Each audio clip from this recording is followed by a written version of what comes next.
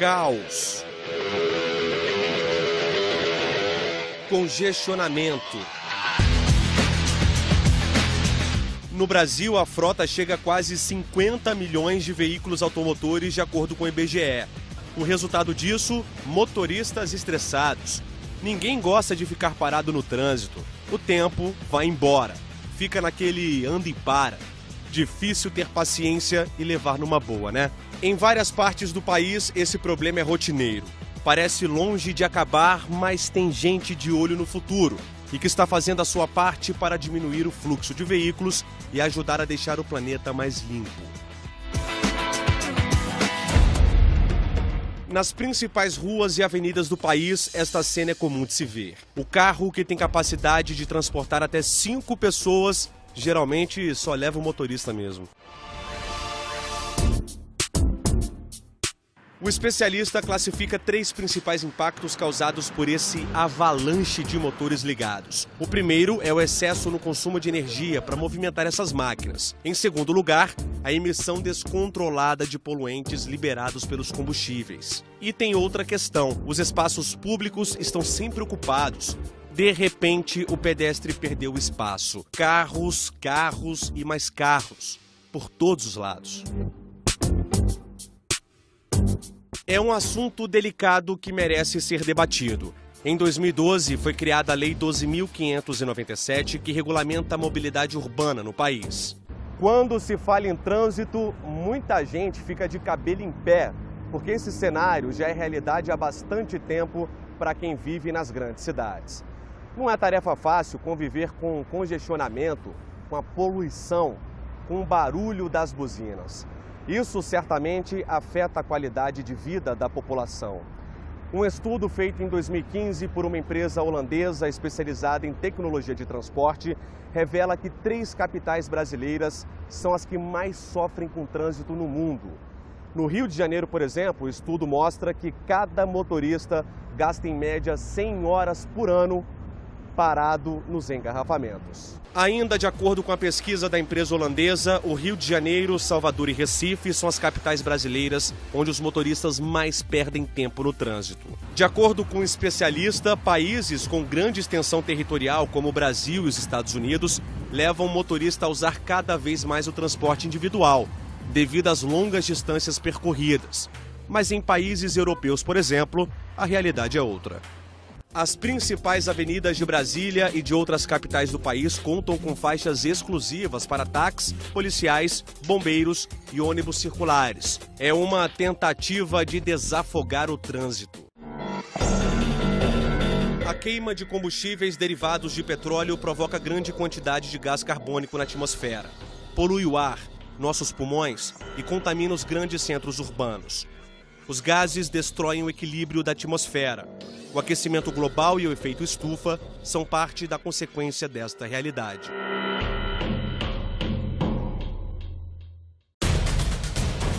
Algumas pesquisas apontam: o Brasil é um dos principais países que sofrem com os impactos causados pelos veículos. É uma selva de pedras movida a motores. Se você prestar atenção no trânsito e olhar ao lado, em algum momento vai encontrar esta cena. Uma pessoa por carro, apenas o motorista. É ou não é comum? Se boa parte desses motoristas trocasse o conforto do carro por um lugar no ônibus, por exemplo, já seria melhor. Aí você fala: mas os ônibus também emitem gases poluentes, não resolvem o problema. É trocar 6 por meia dúzia. Se fosse algum tempo atrás, eu ia dizer que você tem razão. Só que as coisas estão mudando. Para deixar o planeta mais limpo. Vamos falar agora sobre a carona solidária. Já ouviu falar nisso? Esse trabalho nosso, ele é contínuo. Já faz tempo que Valdir conheceu um projeto nos Estados Unidos voltado para a educação e conscientização no trânsito, para evitar aquela história que a gente falou agora há pouco de cada motorista sozinho no carro, tá lembrado? Pois é, o Valdir estava a trabalho e achou a iniciativa incrível. Quando voltou ao Brasil, junto com a bagagem, veio a ideia de criar um projeto parecido. Percebi que as pessoas estavam sozinhas no trânsito, era o solitário, e as pessoas não eram solidárias. Aí tive uma ideia, uma brilhante ideia de né, fazer uma pesquisa sobre a solidariedade no trânsito, né, e baseado nisso fui fazer uma pós-graduação em docência superior. E nessa minha pós-graduação, no projeto de pesquisa, foi sobre a educação no trânsito. E o tema foi Carona Legal, Educação e Socialização no Trânsito do Brasil. Valdir fundou a Associação Socioambiental Carona Legal há quase 7 anos. O objetivo é conscientizar o maior número de pessoas a dividir o mesmo carro, pegar carona. O projeto já atingiu cerca de 50 mil pessoas. O nosso trabalho é institucional, através de ofícios, de carta, de memorandos, de projetos. Nós encaminhamos projetos para vários órgãos públicos, inclusive aqui na Câmara do Deputado. Foi acatado uma sugestão nossa, sugestão de lei, para instituir o sistema de carona legal no Brasil. Imagina só, no centro de Brasília, quando você poderia imaginar ver uma cena como esta? Durante a semana, no meio da tarde, 3 vagas disponíveis. Estamos no estacionamento da Câmara dos Deputados. Aqui, 30 vagas são exclusivas para quem participa do Carona Legal. Essas vagas são funcionários cadastrados dentro do sistema, né? Tem que ter o número funcional. Ele entra dentro de um sistema da Câmara, chamado Mob Carona Solidária, ele se cadastra e passa a ter o direito a estacionar seu carro na vaga verde, desde que tenha 4 ocupantes. Além de reduzir em 40% o número de carros circulando, evita 40% de poluição na atmosfera. E não é que essa história de carona solidária funciona mesmo para algumas pessoas?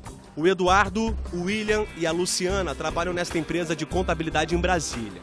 Antes, cada um chegava sozinho com o carro, agora todos juntos. Pela necessidade com o crescimento da cidade, a gente viu que estava precisando fazer esse compartilhamento para desafogar um pouco o trânsito e sociabilizar as pessoas no trânsito também. Aí partiu a ideia de usar o carro como um meio de socializar as pessoas. O ponto de encontro do trio é a rodoviária próxima ao trabalho. Eles moram em lugares distintos, que fogem um pouco do meu trajeto. Aí, como tem um denominador comum, que seria a rodoviária, que todo mundo para na rodoviária, eu combinei de buscá-los na rodoviária e, no final do expediente, deixá-los na rodoviária também. Para não sobrecarregar o carro do Eduardo, os amigos fazem rodízio. Cada semana, um fica responsável em trazer a turma. O custo não é só a questão da gasolina, você tem outros custos, outros fatores. Você gasta pneu, né? O carro tem a sua manutenção. Então isso até prolonga a questão da manutenção do veículo também, né? O que, de fato, economiza, inclusive, do bolso. Entre amigos, né? E também entre a sociedade também. A gente procura estar passando a ideia também para a sociedade e fazendo também esse bem social. É um bem para o planeta em geral, né? Então acho que todo mundo deveria se dedicar a isso, né? E estar compartilhando com seus vizinhos, com seus amigos. Sempre que eu tô com o carro, com as pessoas que eu conheço, que eu já sei para onde vão mais ou menos, eu dou carona. E o Meio Ambiente por inteiro fica por aqui. Se você quiser rever este e outros programas, visite o nosso site tvjustiça.jus.br. E se quiser fazer uma sugestão, mande um e-mail para a gente, meioambienteporinteiro@stf.jus.br. Até a próxima!